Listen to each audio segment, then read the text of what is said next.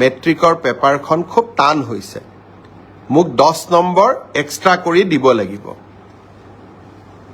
নগাঁৱলৈকে যাওঁতে 16 তাৰিখে নগাঁৱত গৈছিলোঁ, তাতো এগৰাকী ভাগিনে এনেকেই কথা ক'লে, আৰু বৰদোৱাতো আন এগৰাকী ভাগিনে একেই কথা ক'লে যে সমাজ অধ্যয়নৰ পেপাৰখন এইবাৰ মেট্ৰিকত খুব টান হৈছিলে।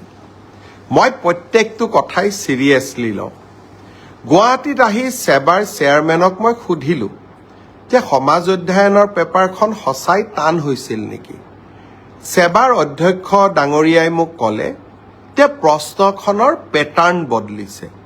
যোৱা বছৰো প্ৰশ্নখনৰ পেটাৰ্ণ বদলোৱা হৈছিল আৰু এইবাৰো পেটাৰ্ণটো বদলোৱা হৈছে যাতে ছাত্ৰ ছাত্ৰীসকলৰ জেনেৰেল নলেজৰ পৰীক্ষা সেবাই ল'ব পাৰে।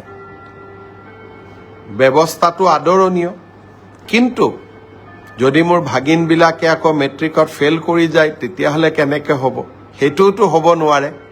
সেইকাৰণে মই সেবাৰ অধ্যক্ষক মই অনুৰোধ কৰিছোঁ যে আপুনি চাব, যদি মোৰ ভাগিনবিলাকৰ পৰীক্ষা সমাজ অধ্যয়নখনত বেয়া হয় কিন্তু আন পেপাৰবিলাকত ভাল হয়, তেতিয়াহ'লে এইবাৰ সমাজ অধ্যয়নত আমি সকলোকে অতিৰিক্তকৈ কিবা নম্বৰৰ ব্যৱস্থা কৰি হ'লেও ভাগিনসকলক মেট্ৰিক পাছ কৰাৰ সুবিধা কৰি দিব লাগিব।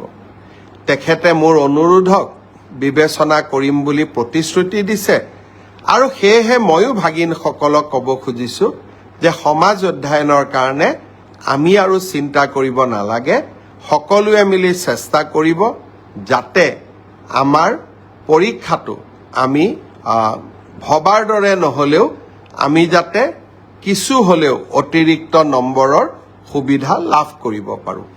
মই ভাবোঁ যে এই ঘোষণাটোৱে ভাগিনসকলৰ চিন্তা কিছু দূৰ কৰিব।